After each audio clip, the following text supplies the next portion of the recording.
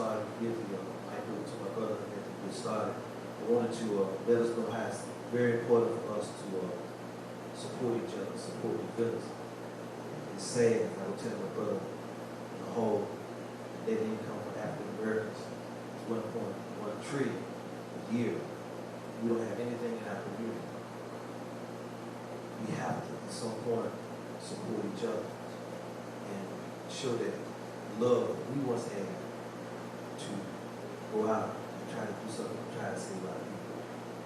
This is why, one of the main reasons why we here have the consistency in our heart, because of the fact that we was born in the 60s. And we like to honor put in our hearts that we don't have no freedom unless our people is free. That's one of the main reasons why the hearts really got squads to the 40 paper. You know what I'm saying? That it's very important for us, regardless of how we feel or whatever school of thought we go through. The mission is liberation for our people. And at some point we gotta go to our young people. So I want to release, let everybody know that this is the program put together to try to save our youth, along with trying to get back and return to our roots. I think we have some very educated speakers before us. It's once in a lifetime we get a chance to be in the presence of brothers who are given the knowledge. They're not looking for anything. They have to get paid to take care of their families, but also at the same time, we don't have many people in the trenches anymore. What we see is ignorant and dumbing down of our society. And as my brother said, we either jump off ship, migrate, or we're going to go down with it. So we're going to start our program. I want to turn the mic over again. Don't forget to support the vendors. My wife has some pies, we have some food. We also have some products out there. We're asking everyone to give back. If we don't, this don't serve no purpose. It just feel good for the moment, and we'll leave him with nothing. So I'm going to turn the mic over to my brother, Dr.Kaba. Okay. Assalamu alaikum, family. I would first like to thank my brother Umar, for inviting me back. This was last year. This time I had a chance to be here, and I really did enjoy the fellowship that I had with the family. And brother said, well, we're not going, we want you to come back, but you're going to bring your wife with you. So this year I brought my wife, Sherry, to experience this along with us, because it's not always that I get an opportunity to travel with family. And through the years, because our children were young, we never had a chance, but there was always that promise that when time came, the children were old enough to be able to do their thing, and they have shown us that they're capable of it, so that this is a time that Sherry and I get a chance to at least have some time together and experience these types of experiences with the family. Because I always go back and report all things that happen, but now this is an opportunity for us to actually experience it, and that she can observe what's happening, as opposed to just hearing it from me. I'm from Bronx, New York. I'm an educator, and I focus on the education of our children in particular, but our community in general, because what good is all this information with our children if they're going back into a home that does not supply them with the type of support?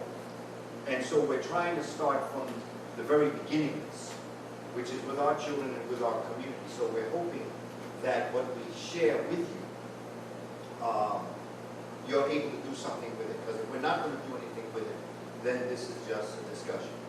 I also have my beloved brother, Bobby Kamene, in my prayers. I didn't know it until my brother Umar just said this. But I do have our brother Bobby Kamene in my thoughts and in my prayers, because the one thing I've often said about Bobby, and Delbert Glad too, and Phil Valentine a lot of time, all of them are my good brothers. We talk and we just have fellowship. But the one thing I've always said about Bobby and Phil and Delbert is that, when I listen to Bobby, like my mind is like a rubber band. Okay? See, but for those of you who know what I'm talking about, Bobby will take your mind and he'll take it to its limits, right? and then it'll snap back, right? And then I snap back into my mind. However, my mind is never where it was when Bobby first started talking. And the one thing I've always appreciated about my brother Bobby is that he made me think. And as I present myself to the community, I always say, don't believe a word that I say. Because I'm not here to make you believe. I'm here to make you think. Any good educator will never attempt to persuade you to believe what they're saying. They only are there to facilitate that rubber band, to pull your mind beyond what America and what the Western civilization has told us is the potential. My objective is not even to take you out of the box. My objective is to let you realize that the box is only an illusion, even that doesn't exist. Because even if I jump out the box, I'm leaving a whole bunch of folk in the box. And I don't want to leave anybody out, so there is no box to be in. And that becomes extremely important for us to realize as a people. And here in Jacksonville, it's really a pleasure to be here. I graduated from the Board of Education. I don't say retirement.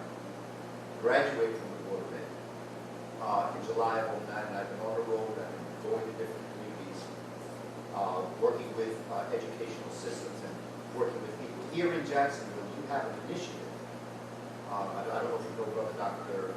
Anwar Bey, but Brother Anwar contacted me and asked me if I'd be willing to be in a project with them here in Jacksonville, where your superintendent is interested in developing a curriculum for the children. He realizes that there's a serious challenge, and he realizes what's lacking in the system. He reached out to Brother Anwar, the Association for Black Psychologists, and they have put together a proposal, which I will show you as time goes on. But it's a very real document, it's a very real thought process. And for those of us who have been talking about this, when my brother contacted me, this is what I'm about. And so I worked with him, I put in my piece to it. Everyone, there's a group, everybody put their contributions in. Mine was staff development and curriculum writing. And it's an impressive document. I brought it with me just to show you. And we'll go through it as time goes on. But I would like to introduce my good brother, Dr.Varmah, who he and I had a chance to do a joint presentation in Fresno this past late March, early April. He and I were together. And we are looking forward to returning to California sometime, probably in July, to continue, because this is another thing that we have to do. We have to show our community us working together, and show ourselves working together, thinking in terms of Dr. Neely Fuller, who, when he speaks of compensatory workable in white supremacy, that we understand that there are 9 areas that act as umbrella areas as it relates to when someone wants to oppress you. They'll come at you and they'll create branches. It reminds me of Minister Louis Farrakhan a few Savior days ago, when he did a presentation where he outlined different ministers, different organizations within the organization that he wanted to develop. And the Black Panther Party was also part of the ministry. When I was in the Black Panther Party, I was part of the Ministry of Education. Education has always been. Okay, there was the Ministry of Self-Defense, there was a Ministry of Medicine, there was a Ministry of Legal Aspects. And so we have to understand that this thing that attacks us on many different levels. And I use the acronym REL, SEL, and WEL. R-E-L, S-E-L, W-E-P. The R stands for religion. They attack you through religion. In fact, that's the first way they got into Africa. Our brother, Jomo Kenyatta, once said that when the European first came to Africa, the black man had the land and the white man had the Bible. He said to close his eyes and say a prayer. And after he opened his eyes, the black man had the Bible and the white man had the land. And so the first way they go into you is your spirit. Then they send you to education. And then they will send the military force as a mop-up operation. Because once they got your mind and your spirit, the body will follow.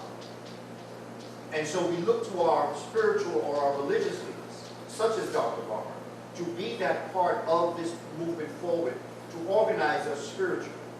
When we look at our brother Umar, we look to him as a spiritual leader. When we look at our Christian leaders. No matter what faith system it is, don't make me no difference, because all faith systems came out of Africa from agnostic to Zoroastrianism. So it doesn't make me a difference what religion you claim to be. In fact, I wouldn't have a new religion to offer you if I tried.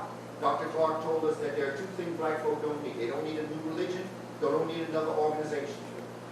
All they need to do is ground themselves in the Africanness of what it is. The Africanness of Christianity came from Africa. The Africanness of Judaism. The Africanness of Islam came from Africa. The philosophy, the mindset came out of Africa. So it makes no difference with spirituality. And Malcolm taught us, they don't attack you because you're a Christian, you're a Jew, or you're a Muslim, you're a Democrat, or you're a Republican. They attack you because you're black.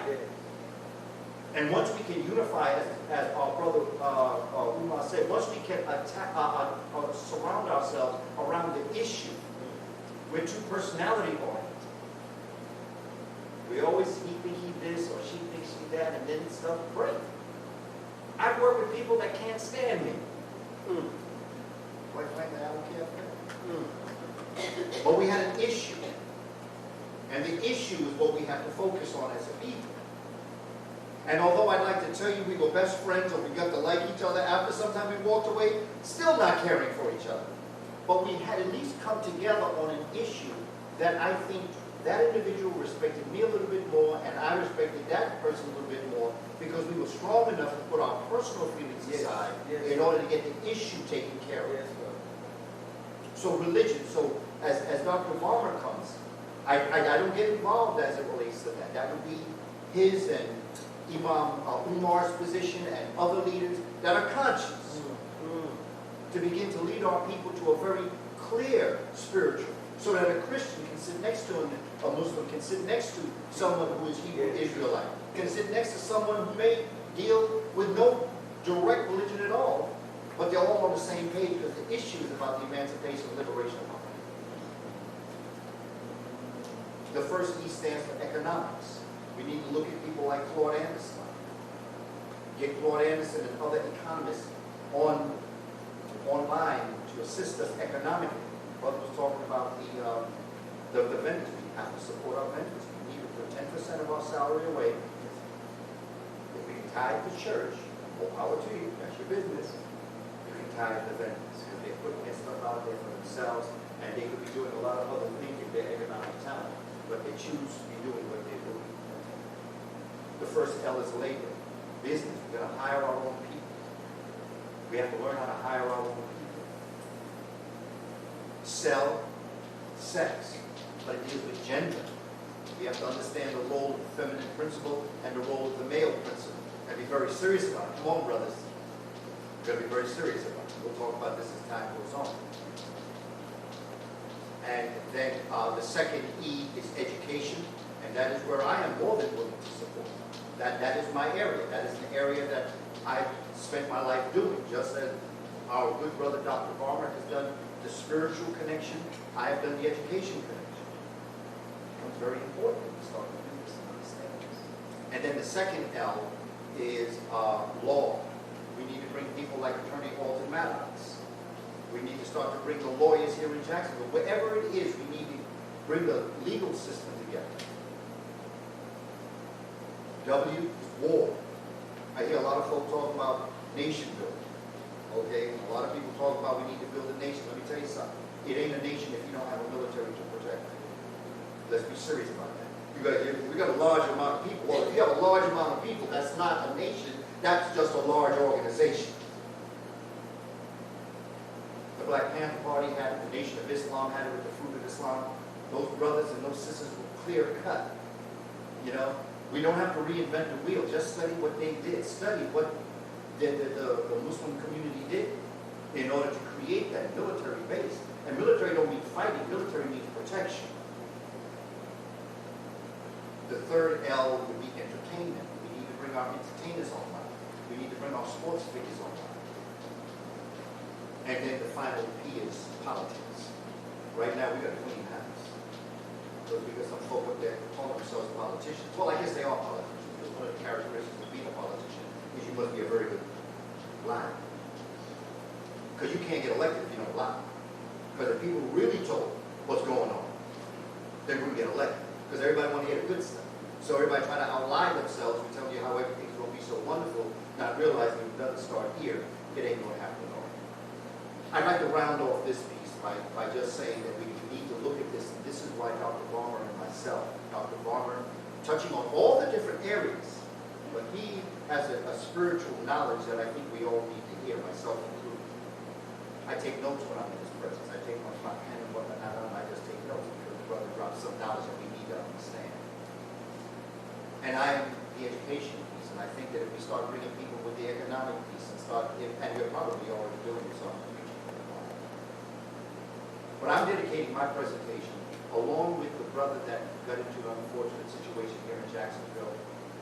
I'm also going to dedicate my presentation today, not just to our brother Al-Haj Malik El-Shabazz.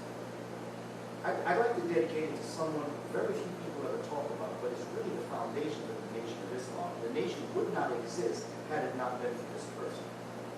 And I'm talking about Sister Clara Muhammad and the role that Sister Clara Muhammad played in the development of the Nation of Islam. And we'll talk about more of her role in the Nation of Islam as we move through this presentation. But I just want to give it back to our brother, Dr. Reverend Varmah, Reverend Harun, and check my brother out. Go tell him.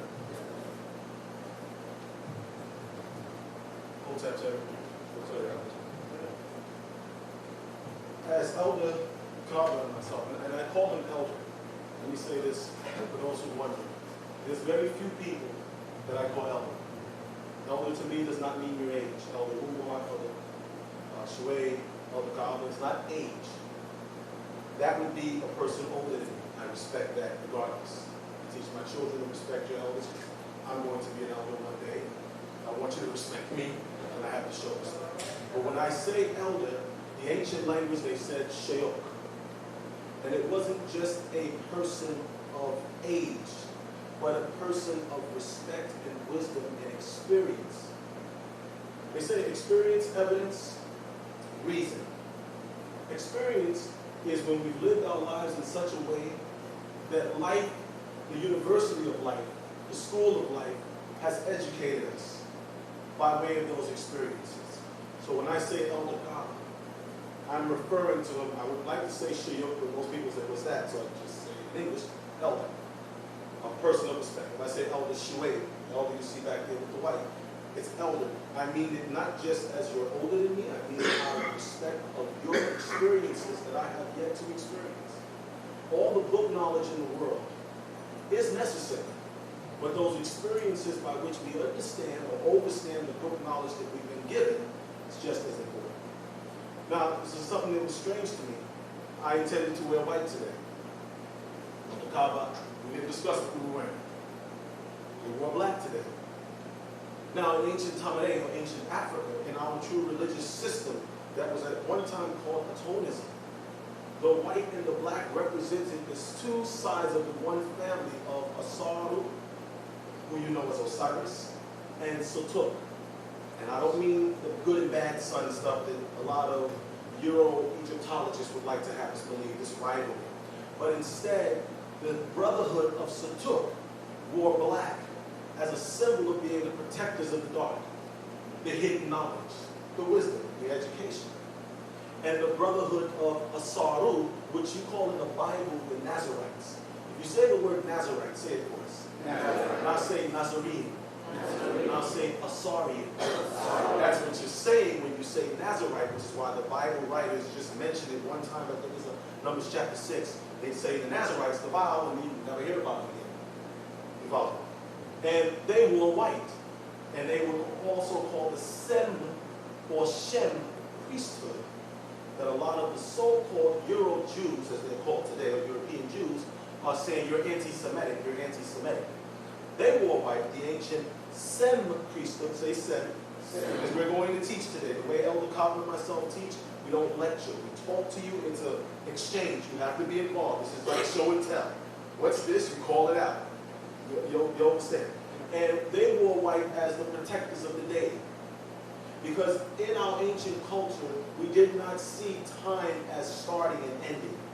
Time was, is, and shall always be perpetual. There is no yesterday, today, and tomorrow. Because there is no defining line as to when one point ends and one point begins. Let me put it another way. If we're talking time by today's standard, let's use military time for this conversation. They would say to you and I, 1 o'clock in the morning would be what? Anyone? 100 hours. 2 o'clock the same. Now, when I get up to 11 o'clock at night, what would that be? 11:59. Midnight. 001. Or a period of time that only happens for that moment. Because the moment after midnight, the very second after midnight is no longer considered midnight. So in Kamene, understanding or understanding that principle, we acknowledge that the darkness and the light are both codependent on one another. Because in the darkness was what? Intellect. The intellect to know how to turn on the light. See, in the Bible they say, and God said, let there, but for God or Allah or Adonai or Yahweh or Jehovah or Neteru or Elohim or Allahumma or Malek or Orisha or Ginwins or Shishuki or Umari, whatever culture we identify ourselves with from north, south, east of the planet, for that being or those entities or that supreme to have the intellect to acknowledge light, then that means that there was a true light that already existed. And that true light was the intellect. This is why when they draw cartoons, they draw a person and they put a light bulb over your head whenever you have an idea. That intellect exists in darkness. So what we're wearing by mere fact of what we've worn today without having discussed, we discussed other things, but we didn't talk about what we were wearing. But that's a sign for me that we're supposed to be at this moment, this very moment. It couldn't have happened yesterday, and it could not happen tomorrow. Had it been intended that way, it wouldn't. But we're here now. So what we'll be discussing today with you all, as it pertains to Al-Hajj Malik Shabazz, who many of us know as Malcolm X, is the principles that not only he stood for, but those principles that were responsible for breeding himself and all of those before him like him, and all of those after him like him. Because if we acknowledge that time does not have a beginning and ending point, but it's perpetual, then all of the greats, going back to Timbuktu, going back to Aksum, Ethiopia, going back to Fut, what you call Libya, going back to Misraim or Kemet, that you call Egypt today, going back to the great Zulu Empire, or the great Mande Empire, or the Songhai, or the Ashanti, or whatever tribe we identify ourselves, the land of the donkey here in North America, whatever tribe we come from as a people and a family and a clan, we acknowledge that we're all one. We're all a part of this living moment. And we're all a part of the spirit. We say we're all one soul. Say that for me. In different bodies. We're all an extension. There's no separation between Dr.Kaba and myself. You said, yes, there is. No, there's not. Because if I got in an airplane, as I got further and further off the ground, what would we become? We'd merge as a building. Correct? We would start looking at all of us in this room as separate individuals, but the higher up you could go, you would eventually become a building. And then further up you go, you become what? A piece of land.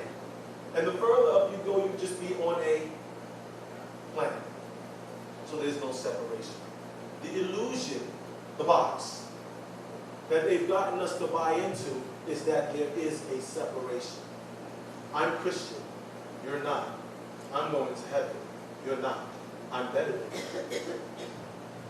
I'm Hebrew, you're not. I'm chosen, you're not. I'm going to heaven, you're not. No. I'm Muslim. No, I'm Hindu. No, I'm Zoroastrian. And we've all been separated and become the very word, the Arabic of the word Africa. Not the original Afrika or Afru'un, the original Afirity. The word Afirity, say Afirity. The word Africa has as its root the word authority. It was the ancient way of saying rulers or pharaohs. You understand? The Ka was the spirit, the transient spirit that moves from body to body, because they used to say each one teach one. As he informs me, that energy goes back and it informs him, and it passes through all of us in this room as one body. But when the Arabs grabbed a hold of it, I'm talking about the Indo-Arabs, they called it Africa with that C. And they used the word Ifriqiya, say Ifriqiya. And it means baraka, to separate something, to divide it. And that's what happened at the Council of Berlin, the Berlin Conference, when they divvied up Africa. Italy took its portion. France took hers. Britain took his or hers. Everybody took their piece, and they took our culture. This is our culture. What do you mean? Well, in Kamene, there were 9 principles. If I'm a Christian, well, what do you mean? Well, there's 9 spirits of the Messiah. The spirit of prophecy. We're Christians in here. When we hear these stories of talk about the 9 spirits in the books of Corinthians. Well, in Kamene, we had the 9 principles. The the etheric transient spirit. The Ba, the soul, the Ka, the spirit. What's the difference between the etheric transient spirit and the spirit? The etheric transient spirit is the spirit that's from the divine source, which we call the Most High Heavenly One. We don't say Father, nor do we say Mother. But both Mother and Father in one, because they are feminine principles to the Creator. If I say yielding, merciful, forgiving, the nurturer, are those not feminine qualities? So would the Most High not have feminine principles or qualities within? And if I say the destroyer, the vengeful, the avenger, is that not the masculine qualities? Both within the Most High, which extends a portion in each and every living being in varying degrees of genetic codes.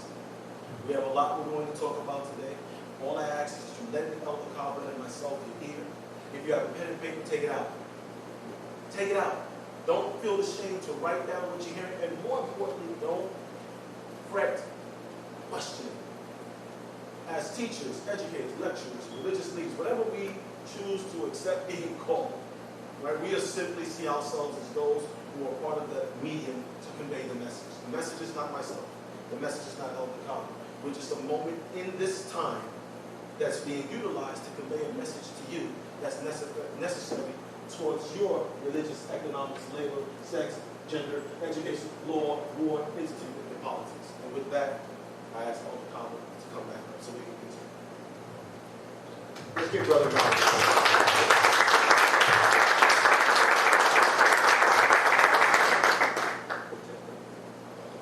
You know, I just wrapped up teaching a class. I teach a college class on Malcolm X. But it's called Malcolm X, the Man in His Times. And the reason why that becomes so important is to understand that. And it's important for us as individuals also, because the same thing that applied to Malcolm applies to us. And that is that we are born into the world. And the world is going through its certain times. The times is going to shape each and every one of us. And then Malcolm, we are going to shape the times we're living in as a reciprocal property. So it becomes very important to understand that Malcolm, our brother El-Hajj Malik El-Shabazz, was not born in a vacuum. I'd like to start off by just saying we're not into the intrigue anymore. We already know what happened. Rehashing it only takes scabs off of wounds. We have to now learn the lessons that we went through and promise ourselves as a people we will never let that happen again. Whatever happened has happened. We're not going to touch that. What I want to start with are the people that impacted Malcolm. Because it's important to understand who impacted Malcolm that would take him to become the person that he became. What entity, what entities, what people. And the cornerstones of the college course that I teach is not just to teach Malcolm. I assign 3 books. I assign the autobiography of Malcolm X. I assign Malcolm X, the Man in His Times, edited by Dr. John Henry Clark. and I assigned the newly released book called By Any Means Necessary, that has been edited by Herb Boyd and Maulana Karenga, and there are two other authors. Hakeem Matabuti is another, and Ron Daniels. They edited essays on Malcolm, and their essays, that book, was in response to Manning Marable's book. Okay. Now, I had a chance to speak to Herb Boyd right after it was presented. And he said to me, well, brother, tell me, how do you feel about Manning Marable's book? And I said, you know, I'm very happy Manning Marable wrote that. And the reason why I'm happy is because had Manning Marable, Dr. Manning Marable from Columbia University, not written that book, you and the others wouldn't have written yours. And sometimes when things come at us as a community, because they got us fighting over Dr. Marable's book. I knew Dr. Marable. I worked at Columbia for a while. I knew Dr. Marable. I knew his intention. I knew his heart. It's an unfortunate thing to go out of the world because he passed away the Saturday. The book was published on Monday. It came out to the public on Monday. Just as Malcolm's book. Malcolm passed away before his book was able to come out. And I often found it interesting that neither men were allowed to discuss the book as it comes to us. Because a lot of what Dr. Marable wanted to do was to include things that had not been included in the autobiography, either on purpose or by error or by space. And so I signed a book By Any Means Necessary that's edited, co-edited by these four individuals. And when I teach the class, I show a lot of Malcolm's DVDs. I show the movie, I show Brother Minister, I show Malcolm X Raw, I let the students hear him. And mind you, I have students of European descent in that room. And I make sure that everybody understands where we're coming from in that room because we hide nothing. But one thing that I always admired about Malcolm is that Malcolm never whispered. See, we have a habit sometimes because we're either afraid of what will happen to us, somebody will assassinate us, somebody will kill us, somebody will cause problems, so we whisper. I've never been one for whispering. And I think as a child being exposed to Malcolm, that's the one thing I really admire about Malcolm. He never whispered. They never had to put surveillance on him because he always let you know where he was coming from. You didn't have to conspire to find out what he was thinking because he told you right to his face. Right. His friend, Shorty, said in the DVD, he said, Malcolm, when Malcolm talked, he's like he hit you over the head with a sledgehammer. You know, like bust your head wide open to make you think. And for that, I will forever be thankful for our brother El-Haj Malik El-Shabazz. Because he told us straight up, he said the price of freedom is death. And once you're no longer afraid of death, nobody holds any power over you. Because the ultimate thing they can do to you, come on with it. Just, if you're going to do it, don't miss because I don't. It's as simple just like that. And that is what Malcolm taught. And I often quote Denzel Washington when he was doing the movie. They said to him, tell me, Denzel, when you were doing Malcolm, did you pray that the spirit of Malcolm come into you? And he said, no. He said what he prayed is that whatever spirit was in Malcolm came into him. The spirit of revolution. The spirit of that warrior spirit. Okay, that Nzinga spirit. That Harriet Tubman spirit. Frederick Douglass spirit. Booker T. Washington spirit. That's the spirit that likens all. And when Brother Harun was speaking about that connection that we all have, you see, in a room, if that warrior spirit is all together, folk can't come in between. That's true, brother. That's real. That's right. You see, and that's something that we need to remember. You know, Michael Jackson said, remember the time. You know, we're not a lost people. That's true. We are a people who have forgotten. Because if you lose something, you got to go out and find it. Yes. If you forgot something, all you got to do is remember. That's true. Remember the time. It's psychological. I'm playing with words. It's semantics. But semantics are very important in terms of us understanding the conditions that we find ourselves in. We have the power to change things. We have the power to change the educational system. And we don't have to go far. I do know that we all seek to look at classical Africa, and I know we go back to Egypt, and I know we go back to Aksum, we go back to Ethiopia, or we go back to Songhai, Mali. But the bottom line is, we can go back to the plantations and find a classical African civilization on those plantations. And we can go back to the projects of New York City or the rice farms of Florida. We can go back into our own homes and find classical Africa. We are a classical Africans. Many times when you try to go too far in the past, you don't realize that you're a living example of what class is.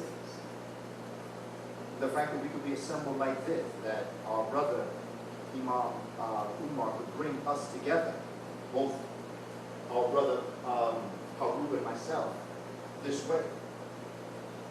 That is a miracle. That's a warrior spirit. That's the spirit of Malcolm. But Malcolm didn't get this by himself because there were other warrior spirits that had something to do with it. So one of the first things that I do in the class when I'm talking with Malcolm, to help us understand how important the times that we're living in are, so that when we leave here today, that we will decide that we're going to assist in shaping the times that we're living. Shape them. Don't be afraid of them. Shape them. Be bold. Audacious. Called bodacious. Our ancestors did it. We come from a long line of legacy. We do come from royalty. I don't deal with royalty as somebody born into a special family. You have to earn royalty. That's nothing but an illusion. Plus, with the way they act, they're not royalty. Royalty is what you go through in your life. You see, we have our own great leaders. We have our own great people, even living amongst us. Our grandmothers and grandfathers and great-grandmothers. They are the Kamene Nesut Warren. See, we don't use the word queen. We, meaning I. We call Hemet Nesut Warren. Can I hear you say that? Hemet Nesut Warren. That is what the mate of the Nesut Biti. The Nesut Biti. That's what the Pharaoh was called. Pharaoh is not an African word. Nesut Biti. It comes out of an African derivation, but Nesut Biti is what we call the Pharaoh, the one who rules.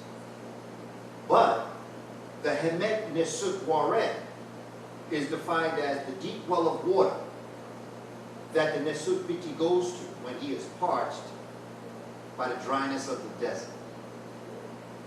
Now, you see, that's how brothers felt about sisters. You see how time changed. Because you know, when you're in the desert, there's only one thing you're searching for,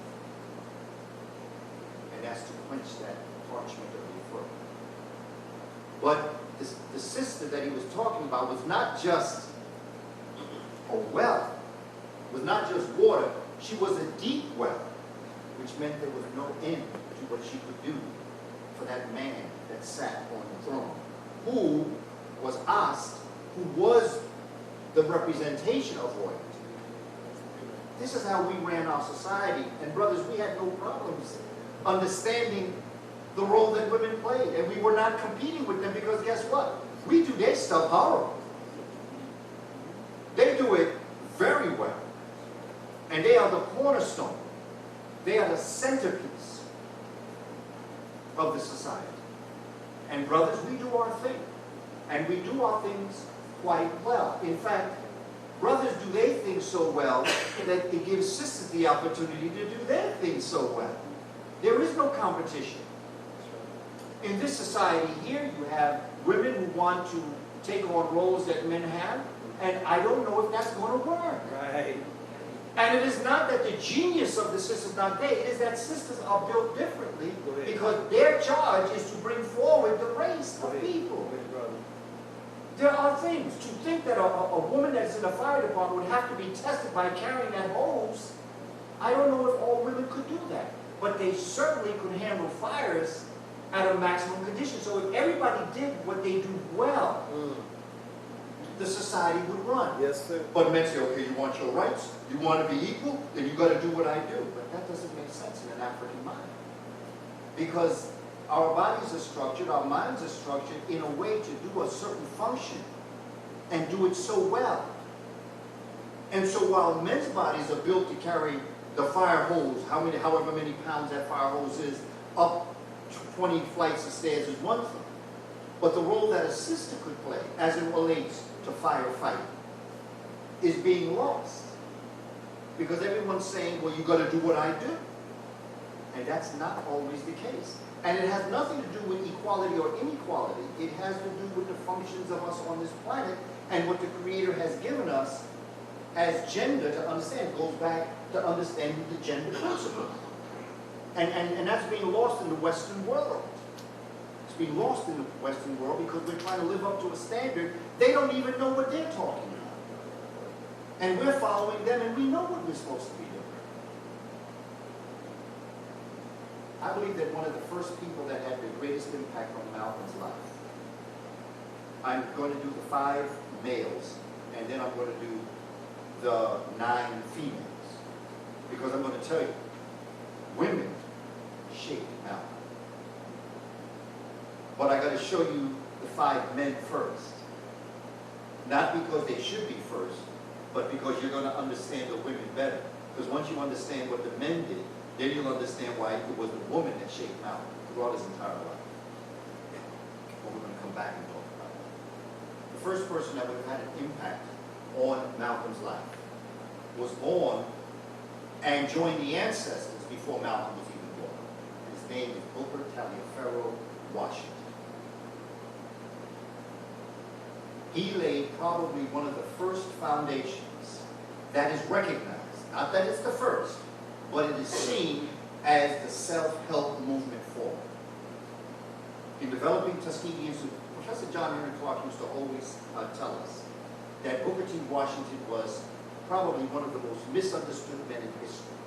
Very few people understood Booker T. Washington. Everybody got caught up in his concept of being on, well, you know something? If we had listened to him, we probably would own 3/4 of the farms in Jacksonville right now. If we had listened to Booker T. Washington, we wouldn't be going to other cultures to ask them, can we get lettuce, tomatoes, and cucumbers? If we listened to Booker T. Washington, we would be building our own buildings and creating our own structures. And it is not that W.E.B. Du Bois was incorrect. W.E.B. Du Bois was correct also.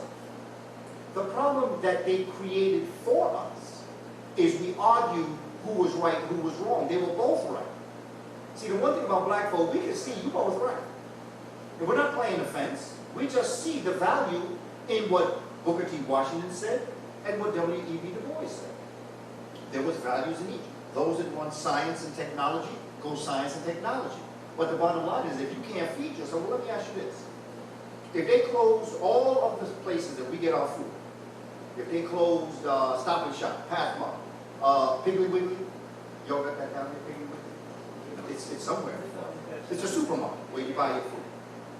If they were to close all of those supermarkets, the question to you is, could you eat?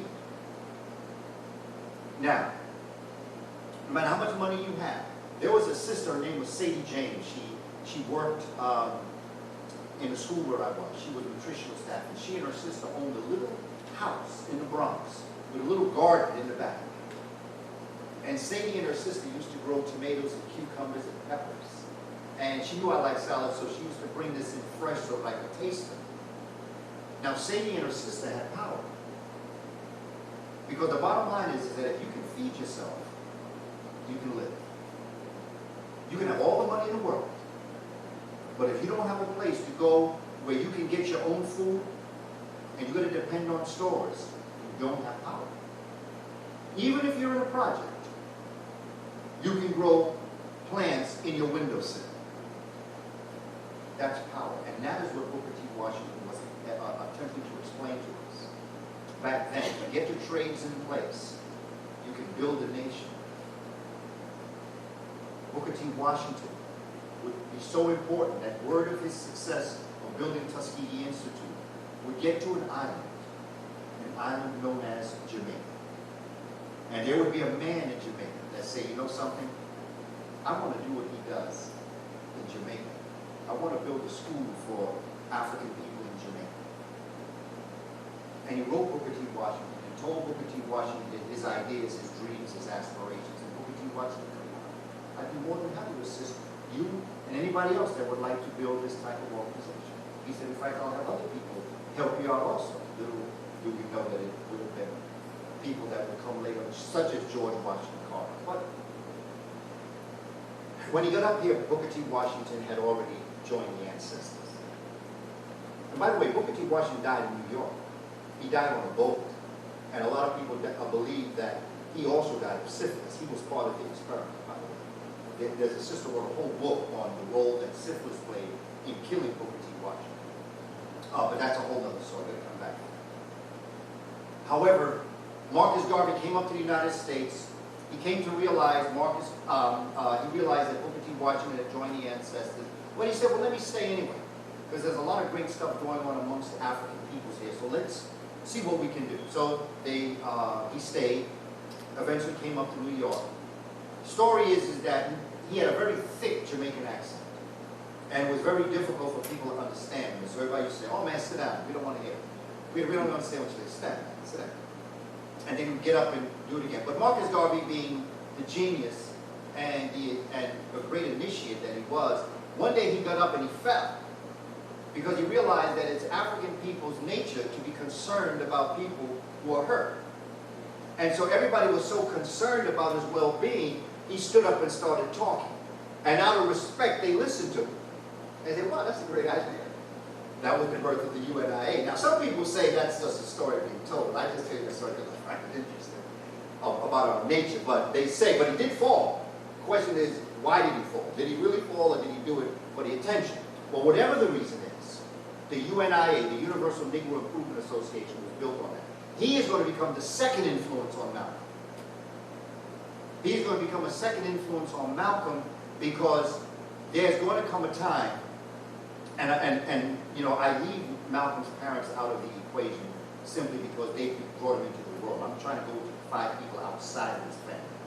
But his mother, Renata, brilliant woman, moved to Montreal, Canada, met a man by the name of Earl Little in Montreal. They would return back to the northern part of the United States, and Malcolm would be born in Omaha, Nebraska. Earl Little and his mother were Garveyites.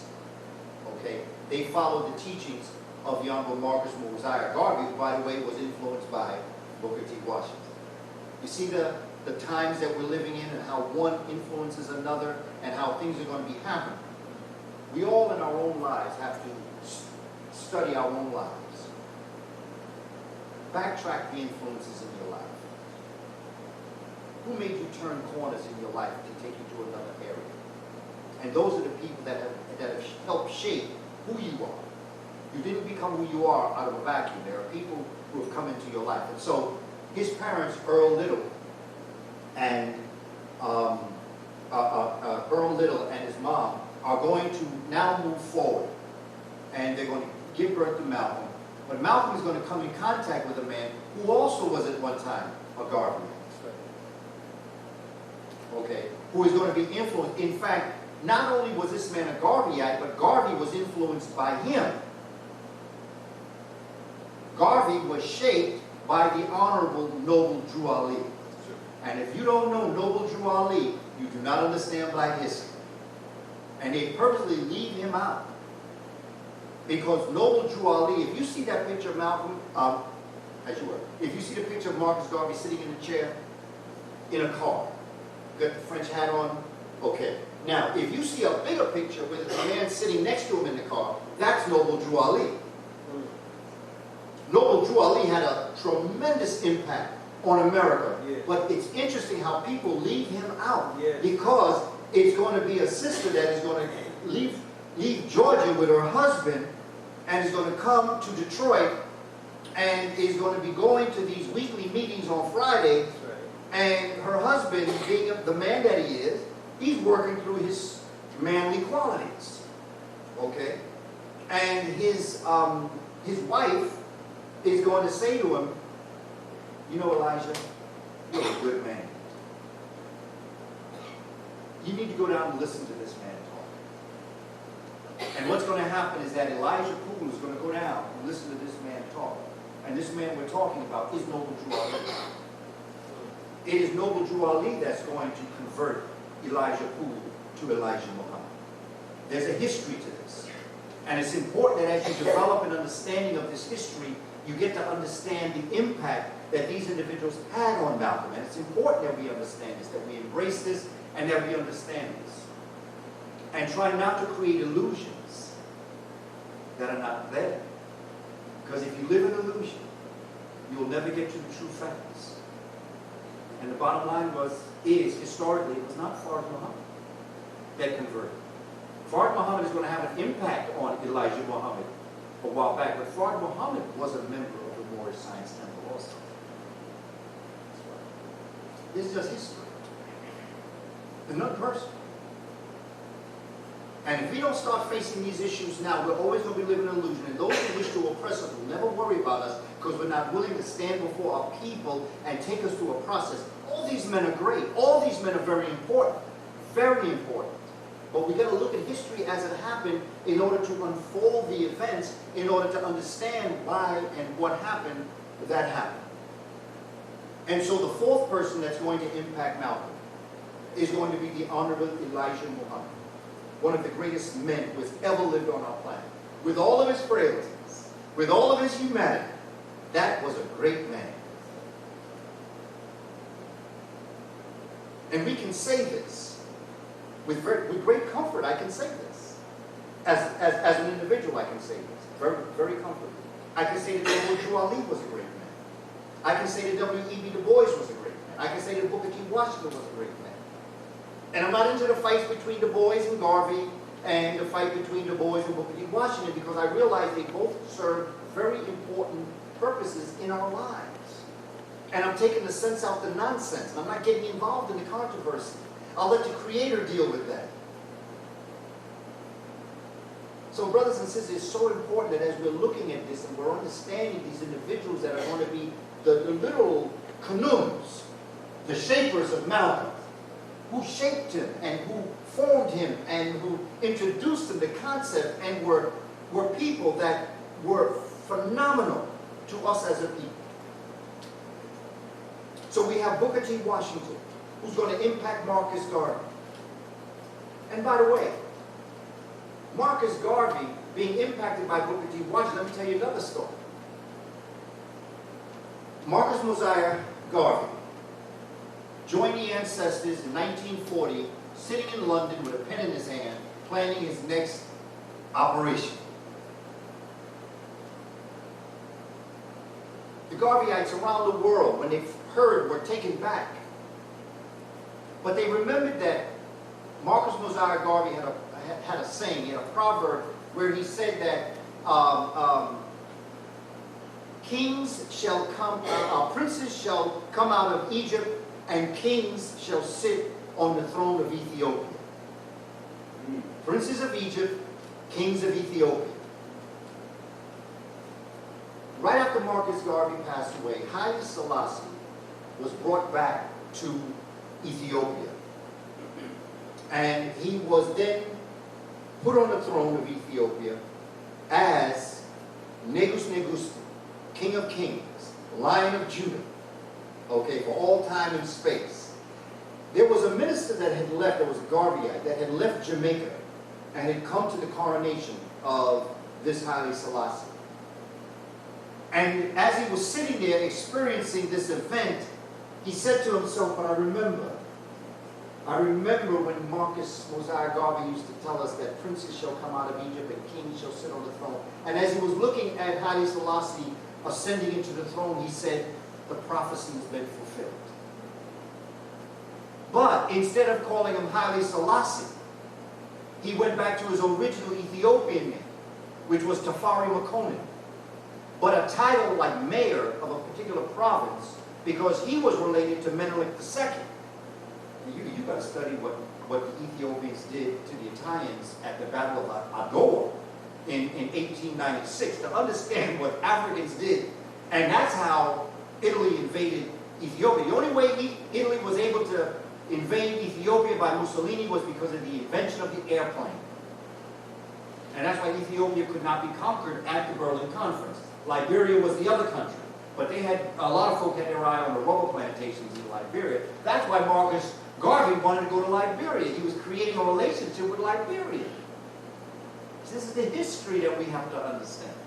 And when you understand history, you understand how events happen. So, he decides that he's not going to take the name Haile Selassie, but he's now going to return back to Jamaica, and he's going to say that the prophecy has been fulfilled, and that sitting on the throne, the God of gods, the Lord of lords, Negus Negus, his name shall from now be called Rastafari.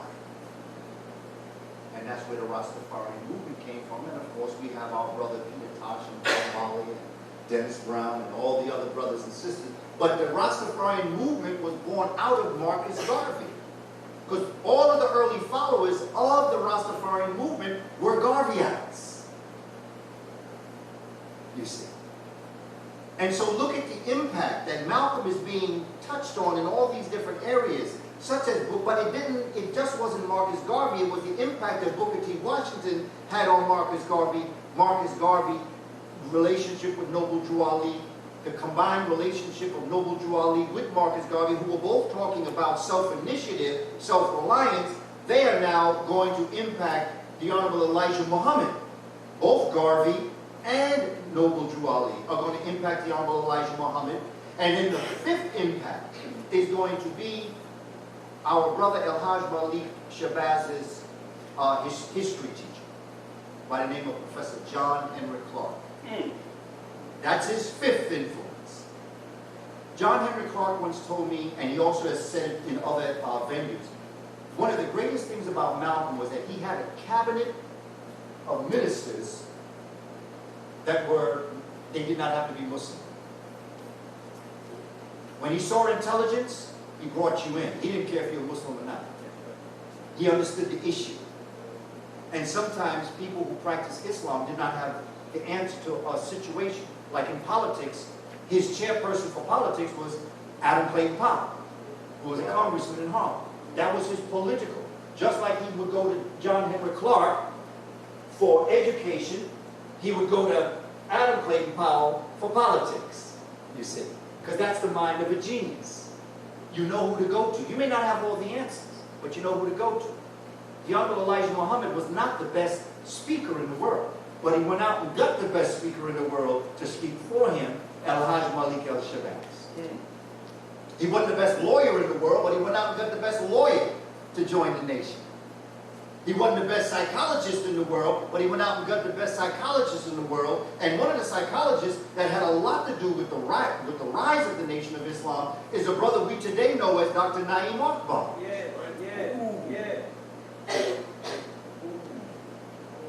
See, this is our history. It's been done before. We don't have to do this again. We don't have to figure it out. All we got to do is bring things together. That's all we have to do. But we also have to understand that our brother, El-Hajj Malik El-Shabazz, was impacted by these five people. Now, there could have been others. But these are the five major forces that I present to our community and to our young people who are in college as to understand Malcolm and the times he lived in. You have to understand even the times that existed before him that would get him ready to assume the responsibility, because now we are in 2013. The brother has joined the ancestors 1965. There are courses in colleges dedicated to him. There are stamps around the world dedicated to him. There are buildings and streets, centers, and even children named after our brother. That brother was a very special human being. A brother who was told in the 7th grade, forget about becoming a lawyer, it's a foolish dream. You a nigger. Niggers don't become lawyers. He grew to become the greatest lawyer in the world defending us as a people. He did become a lawyer after all, because lawyers defend their clients. We were his clients. And the state of our existence was represented by him, and he defended us. And he did a fantastic job. So good, his legacy still continues today. And for that, I'd like to just stop at this point, and I'd like our brother, Dr. Varmah, to come forward, our brother, Haru, to come forward, and to look at these concepts through his eyes and in his life. Brother Varmah.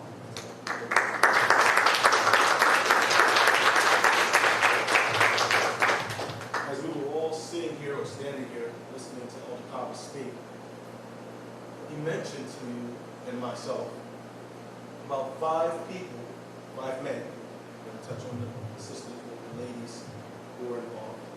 But 5 men who were directly responsible. We must realize as Africans of the diaspora, Nubians, Black Americans, Black people, whatever title helps us feel connected, right? Because that's really what this is about. We must realize that the principle of 5 in our original Tamarian or ancient African true religious identity, they said earth, wind, water, fire, creative force. So they said Ta, Mu, Nefu, Set, Hu. From Hu, you get the name today, Yahu, which became Yahweh, which became Yahweh, which became Yahweh. Quickly, in Hebrew, they would write Yad, Ha, Wav, Ha. Yad, Hay. They say Wav, and that a V, it shouldn't be, that's Yiddish, another thing, right? And Hay. But what they're not telling you is dyslexia caused those who were converting and borrowing, you ever say stealing, many of our practices. We're taking a principle in Tamaray, which is H-U-H-I, Hupi, say that. Hupi. This letter here, what is it called in English? And this letter here, what is it called in English? A what U? A double U. You have 2 U's. Everybody with me so far? Yes, sir. So they had the Yad, Hay, Wav, Hay. And they said Yad, hand, Hay, inspiration, Wav, inspiration or divinity, Hay, that breathes into you. Yahweh, Yahweh, Yahuwah, etc. But Huhi, the H, if we were going this way, you would say H, Wav, W, H, I. Now say it. Huhi. But W, don't say A-Y. No, it's A. What is this? So what sound does it make? No. Not what sound did they tell us it makes. Let me tell you something about children. I have a lot, right? But what little ones? They will say what they see until we teach them to say something different. Is everybody clear? Yes, when a child is trying to read, they will say, because you will say this, say that. Oh, how come that's not a woo-woo? Why it doesn't become a W now? Why are you now saying what you see? You say it, everybody. Who? So what sound does this make? A U sound. You're admitting it mentally, but someone's saying, no, that's not what I remember in 1st grade, 2nd grade, 3rd grade, while I was being edited through someone else's dictation called education. They're dictating to us. Dr.Kaba wants us to think.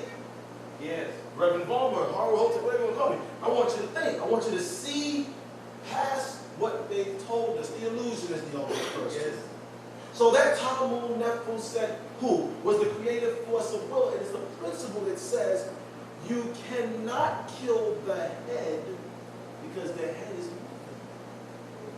The snake wasn't evil in Kamene. Every ancient pharaoh or ruler or princess or Nisut or Afirti or Ura or of these names, all of our rulers always had this serpent on a staff, or on the namus, namus, on the Egyptian headpiece, the serpent power. And they understood that it was moving. When you say Rastafari, they were saying the Hebrew, Rosh, like you say Rosh Hashanah. Every year the Jews have a holiday on TV that says Rosh Hashanah. Most of us know what that is when we wait for Christmas, right? But Rosh Hashanah, they'll say, means the head of the new year. If you speak to the Arabs, they will say Rais. Say Rais. Rais. The word Rais means head. So when they were saying Rais, head, Arabic, Rosh, Hebrew, Ras, R-A-S, the Amharic from the ancient Ge'ez, from the ancient Kamene, they were saying Rais, or Ras, or Rastafari. But if I look at the word Tafari, as in the name of Booker T. Washington, his middle name, everyone? What language was that? What culture? What spirit did he identify with? It's a Yoruba name. Talk to anyone who's Yoruba and say, what does this mean? No, it's Yoruba. He was identifying that he was Yoruba by descendancy, that he understood the spirit of the ancestors that was moving through him. He never separated himself as an African. Yes. All these great men and women that we read about and admire, if we go and dig, you'll find out they were into Africa. They understood or overstood that transient spirit. The European has a problem with us as Nubians because they want a head. To see if I can find the head, I can kill it, then it's dead. Don't worry about it no more. Yes. So I thought it was Booker T. Washington. So, okay, he's gone. Syphilis, okay, good. It's done. Somebody said, Mark is supposed to say, okay, well, baby, he must be the one now. We'll eliminate him. Problem's done. There's a guy named Deuce Muhammad Ali who was teaching them also from Egypt, Nubia, Sudan, that area. Okay, we'll get rid of him. There's a man named Deuce Ali, or Noble Drew Ali. And they keep doing it. They thought it was stupid. They thought it was this. They're looking for the head, and they don't understand we are all, what I said earlier, one soul in different bodies. The word soul, even in the Hebrew, they use a word ruach. Say that word. Ruach. Now, they'll say it means soul, but then there's a Hebrew word, reh, or ruach, that also means wind. They'll say spirit. Say spirit. Spirit. The Arabs in Arabic will say nefs. Say nefs. Yes. The Hebrews will say nephish. Spirit. English we say spirit and soul interchangeably as if they're one and the same thing. But in Kamene, the 9 principles said, no, I am as you are. We are flesh, but what makes this flesh animated? Huh? Breath. The wind. The ruach. The wind. What's in the wind that makes us live? Say it again. Oxygen. What is oxygen's periodic table? What is its number? Oh what? O8. What do we breathe out? What is carbon dioxide's number? CO2.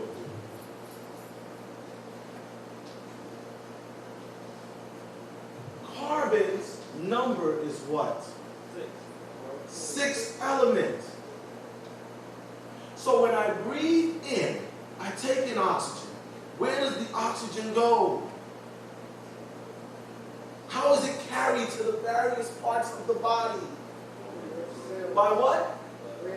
Red blood cells. Blood. Is it earth? Is it wind? Is it fire? Or is it water? Is it liquid? So it's a part of the primordial elements that's responsible for carrying oxygen. But what takes place in the red blood cells?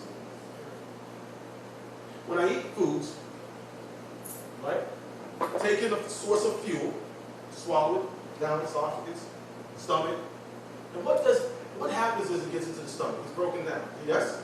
By enzymes, etc. What they don't want many of us to realize is in the stomach and the small intestines, there's small holes called lacteals, Lacteals. I was going towards being a physician. Still doing it now, just a physician of the mind. So, as the elder said, the life guides us, no matter which way you cut, you're going to end up there. These lacteals, small particles of food, pass into or through those holes and fuses with the oxygen, creating a combustion. It now does what? Goes, the lungs, oxygen takes it, fusing in the lungs, in the cells, and there's a burning that takes place. Combustion implies burning. Anything that burns, the residual effect or the residue is ash. Ash is also called carbon. The very word carbon, they used to call it carbone, black bone, its first name. So if I burn 6 of these oxygens, what do I have left? 2. That's why it's called C6O2. 6 of these burn off, 2 remain to keep us from spontaneously combusting, to regulate us. You go to a physician, you walk in, what are the first principles of earth, wind, water, fire that we all are taken through? You walk into a doctor's office, doc, I don't feel good. What's the first one they take? Huh? Temperature. Really? No, they take the earth. Step on this thing. I need to see your weight. Because based off of your weight and your height, certain parameters we are looking for. So it's earth. What's the wind? They take out the stethoscope. I'm going to ask you to breathe, please.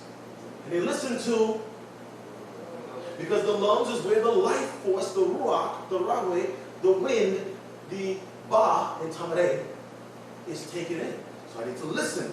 Is there any fluids in the lungs? The lungs are not supposed to have fluids or mucus in it.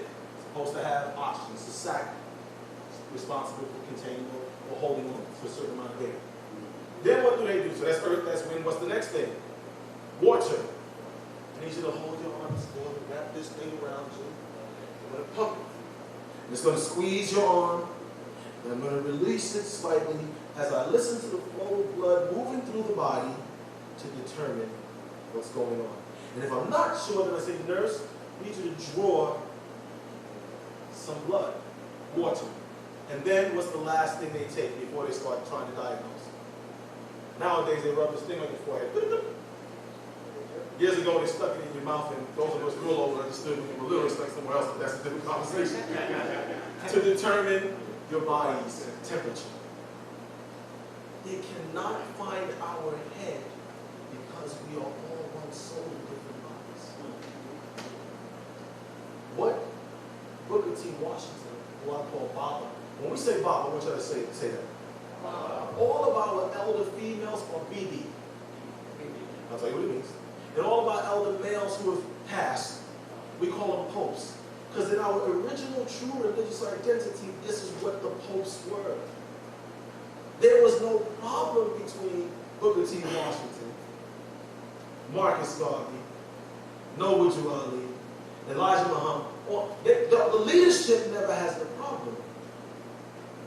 It's the people who think they understand the spirit of these 9 spirits, of these 9 principles. They think they understand it, so, I don't really like that brother because he's Muslim. I don't really like him because he's Christian. I don't really like him because he's Egyptologist. And they want to stop him. What Marcus Garvey was working to do as a Garveyite was a spirit that was moving.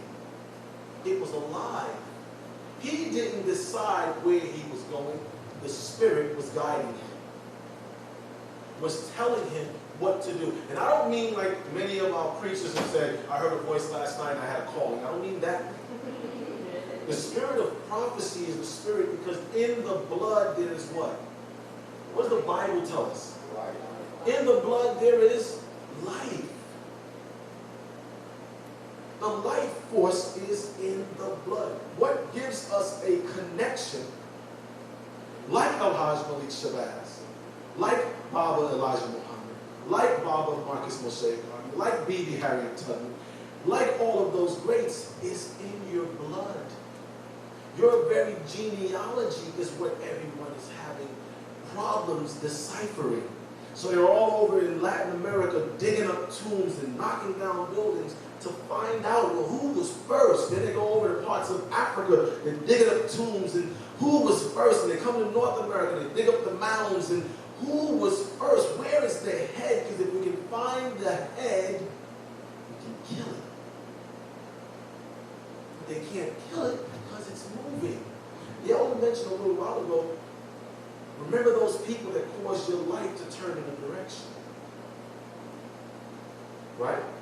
That's the transient spirit. We call it the Ak. It's moving. It's alive. It's a part of what we are. That spirit that moved through Malcolm wasn't his own spirit.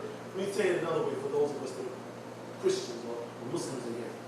If I'm a Christian or Muslim, I know in the Quran it talks about Elijah the Tishbite. In the Bible, the books of Kings, it talks about Elijah the Tishbite. It says Elijah was a transient. He just pops up out of nowhere, dealt with the people of Baal, handled their situation, and he disappears. Say Elijah. When you say the name Elijah in Hebrew, and I'm going to use Hebrew because that's where they're saying it comes from. I know better, but for now. Elijah, you're saying Eli. Say Eli. Eli. Yah. Yah. In Hebrew, Elijah or Yah Eli, they would reverse the names. Elijah, Eli is Elohim. Say Elohim. Elohim. And Elohim, they'll say means God, but it doesn't. Because in the Hebrew, there's El, there's Elo, there's Eloah, and there's Elohim. El is singular, Elo is dual, Eloah is tri, and Elohim is four or more. That's it. Is any Jewish scholar who's honest will say, okay, you got it. It would probably work out the rule on that. Okay? So when they're saying Elohim, and then they say Yah, but Yah or Yahuwah or Yahudim is not an individual. When we say who, say who. Who. Not say he. He. Who they'll say is masculine, he is feminine. You say it today as yin, yang, centripetal, male, female, decadal, to and fro, white and black. I don't mean white like white people, black like black people. I mean this in the polarities. Because we understood that you cannot separate these polarities. The female in ancient Talmud, our church was called Kanisa. Say Kanisa. Kanisa. The Hebrews call it Knesset. The Israeli Knesset, the Israeli parliament. The word Kanisa is Ka, spirit. Ka. Nisa. Nisa. Anyone knows the name Nisa? And Nisa, the Muslims say in the Quran, is a chapter called Nisa, the chapter of the woman. Though the Indo-Arabs say suppress the woman. Then you got a whole book called Woman. Kind of confused me, but okay. So when we say Kanisa, you're saying the spirit of the woman. Why was our ancient churches called the spirit of the woman? Because they were matriarchal by nature. The matriarchal principle says we are children of earth. Say that for me. We are children of earth. The patriarchal principle out of Europe said you were given dominion over the fish and the seas and the fowls of the air, to hunt everything to extinction. So there are two types of people. I'm not talking white and black, I'm talking about mentalities. There were those people in North America, in the Caribbean, in South America, in parts of Asia, parts of Africa, or throughout Africa, who said, I am a child of earth. For everything I take from earth, I must counterbalance it through the principles of math with something else. In order to build, you must destroy, and as you destroy, you must rebuild. A principle of rejuvenation. There's no beginning and ending of time or life. But those who came out of the doctrines of Zeus or Europa said dominion. They came here, saw the buffalo, what did they do? Took them to extinction. Anywhere they went, Ooh, never saw that before. Look at the elephants. Look at the ivory. Kill them all. We want the ivory. Well, you lived a little different. And this is what Al-Hajj Malik Shabazz was trying to advocate. Not as a Muslim, not as a Christian, not as a Jew, but as a person who understood the principles of reunification. There is no separation. That is the illusion. What is this called that I'm wearing? Anybody? Anybody? Any other names? Anybody? Any other names? Huh? Fast? Okay. A hat. Because if you're a regular person walking down the street, it's a hat. The illusion are the names. Because see, if I say Kufi, then I identify as Kufi. If I say it's Matsu, oh, that's the Catholics. If I say it's a hat, because if I add this piece to the hat, what does it become? The French Foreign Legion. Go back and look at the picture of the French Foreign Legion. They took this and they added this. Because they were in the deserts of Morocco, Algeria, Tunisia, Libya. So as we're speaking to you today, overstand, not understand, don't stand under the influence, overstand, get an overview of what we're trying to convey to you, that we must reestablish these principles, which the elder calls Rel Salah. We must reestablish it, not only when we gather here, because as you said, the problem with just gathering here is we're here, we get information, we feel good, we write down, we do this, we do that, then we leave, but there's no connection. How do I translate all of this to my day-to-day living? Because for us, my piece, the religion, we must acknowledge the Africa, as the elder said, in Islam. Yes, yes we do. The Africa in Judaism, or Jewishism as it's called today. The Africa in Christianity. But once we acknowledge it, what must we do? Reclaim it.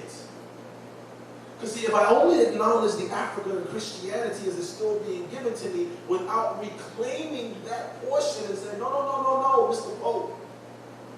I mean no offense or disrespect, Mr. Pope.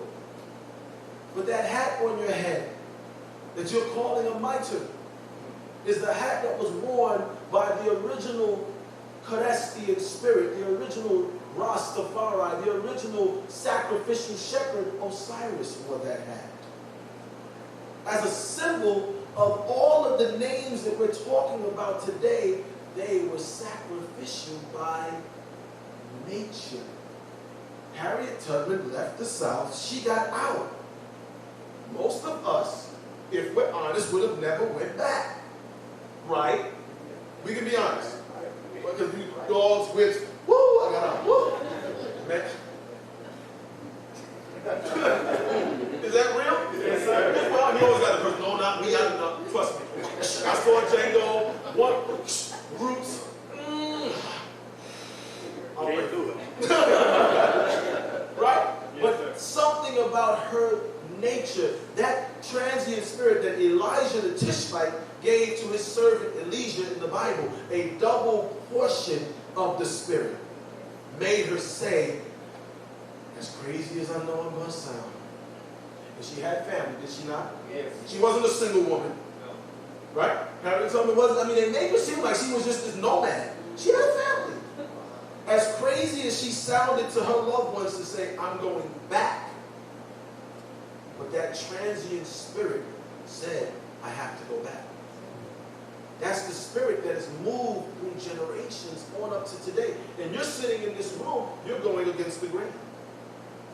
Because the grain says, where should you be right now? In church. Right? That's what the grain says. That's what the status quo. We're supposed to be in church. And we're supposed to be looking at a white guy and saying that he's going to save us. I mean, no offense to my Christian brothers and sisters. I'm speaking to what we've been told.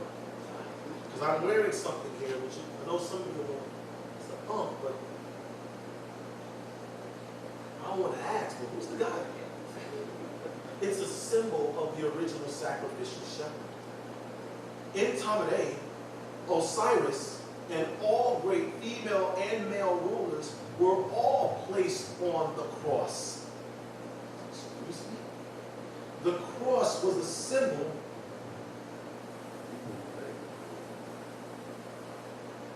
to some that symbolized the Nile. Because it's microcosm, say that, of the macrocosm.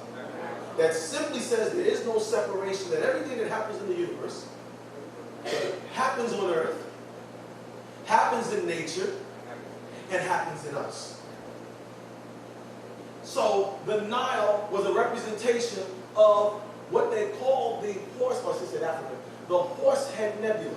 Go on your Google, if you have your phones or whatever, type in Google Images, Horsehead Nebula, and you'll see the shape of the Horsehead Nebula is the very shape of the map of Africa. Because the ancient people of Aksum, Ethiopia, of Songhai, of Mali, etc., etc., etc., they all acknowledged that the signs in the heavens were replicated on earth. So this symbol became the symbol of the Nile. Some call it the womb of the female and the phallic of the male. Some call it the key to eternal life, because we understood that without the Niger River, without the Indus River, without the Nile River, that was giving its life-giving properties and nutrients to the soil by which we grew food to be able to eat and live, there was no life.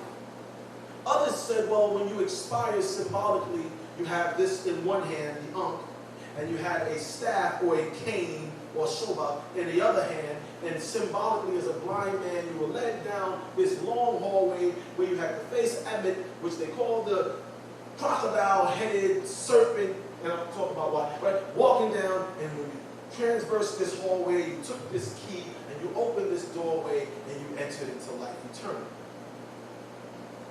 Others said it's a sign of the 3 crosses. See, many of us don't realize that there were 3 crosses and are today still 3 crosses in the heavens. One's called the Southern Cross. Please write this down, because I know you're looking at me like I didn't drink back here. Right? But there's 3 crosses. One's called the Southern Cross. One's called the Inverted Cross. And one's called the Fake Cross. These are constellations in the heaven. The 3 guys crucified with Jesus, well, before that happened, we were charting these 3 crosses. And how one of these crosses, the Southern Cross, or Ankh, pointed to the Horsehead Nebula, at the tip of which sat Eridanus, E-R-I-A-N-D-U-S. It's a constellation, look it up. And Eridanus was the gateway, Eridu, Earth, to Orion, or Sahu, the symbolic stars that made up the body of Osiris, who, along with the 2 dogs, today they call it Orion, the great hunter with the 2 dogs. Well, in Tamarate, it was Asaru, or Sahu, the soul of U, Osiris, with the 2 dogs, Anubu and Bao, where you get Bow Wow. A dog goes Bow Wow, which is an ancient deity, B-A-U, called Bao, an ancient angel in our original church. This is what Dr. Clark, Checkmenta Diop, Dr. Van Server, Dr. Ben, Marcus Garvey, Amadou Ahiju, Walter Sisulu, Mandela, and all of them were fighting to convey. Our information as a people, our story cannot be told by one teacher.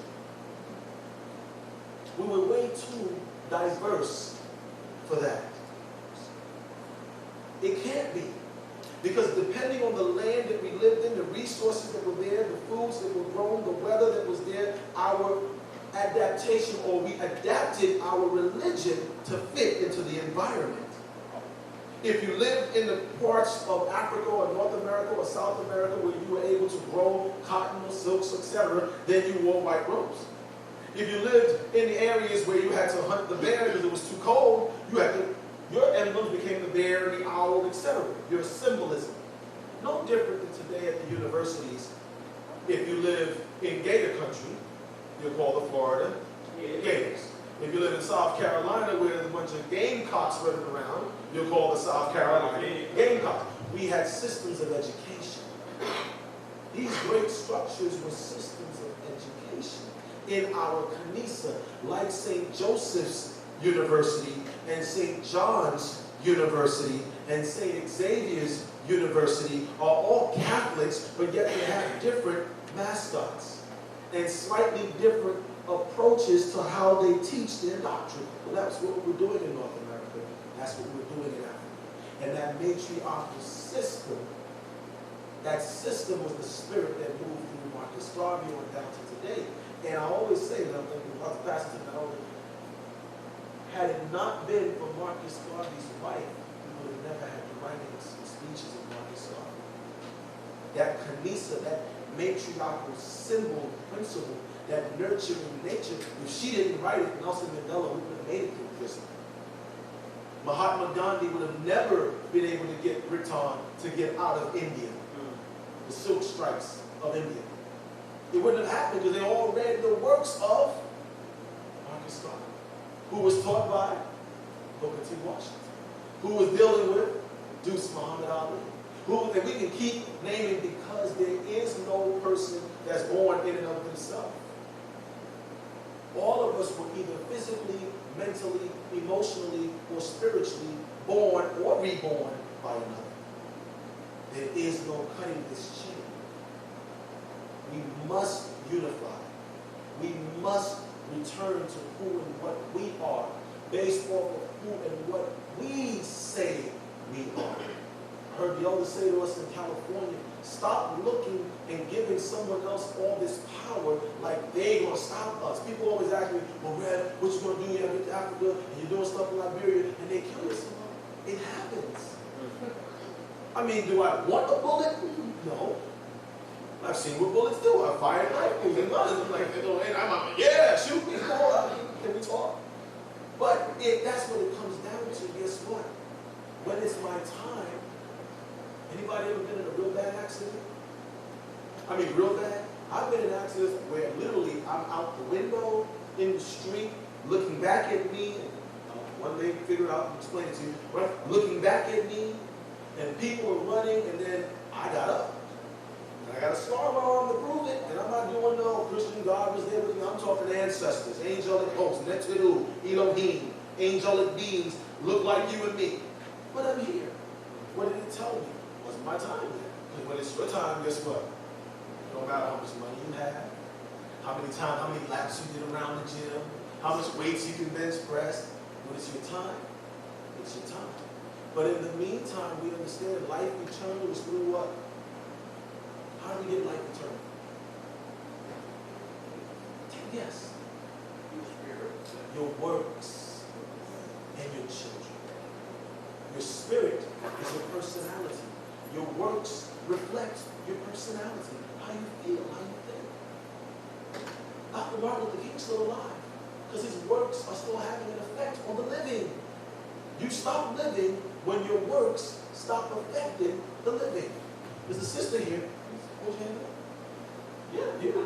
She wrote a book, and I want y'all, before you leave, she wrote a book where she's taking young inmates that are incarcerated, and they're trying to talk to our young brothers that's out here to convince them what path you don't want to take so you don't end up in there.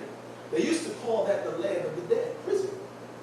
But because of her works, they're now the living. Because their works are going to have an impact on the living. That's the power of the matriarchal society. That's the power we held at Kamene. There is no Dr.Kaba without that lady sitting next to him. He knows it. There's no me. See that lady back there? She raised her hand, put it on the spot, right? Because I can't do what I need to do if I don't know. And she's way smarter than me, working on her master's in nursing so she can build this hospital in Liberia. She'll have it by this time next year. Good. Right? And you understand? That's the power of the matriarchal society. It doesn't mean, brothers, please don't misunderstand what we're saying matriarchal to mean what they've said matriarchal mean. Matriarchal is not the reverse of patriarchal. It doesn't mean like patriarchal, men are in charge, shut up. Matriarchal, grab my purse, come on. No, that's not what it means. It means each one of us has our our respective responsibilities towards this movement. And I don't mean take care of the children. I just said she's working on getting her master's to build a hospital. I'm not a doctor. But will I be in there filing paper? Yes, I will. I have no problem doing it because it's bigger than me. It's setting something for the future, which is the next generation. We need That you. I like to ask them to teach. We need you, sisters. Yes, let's give Brother Brown a applause.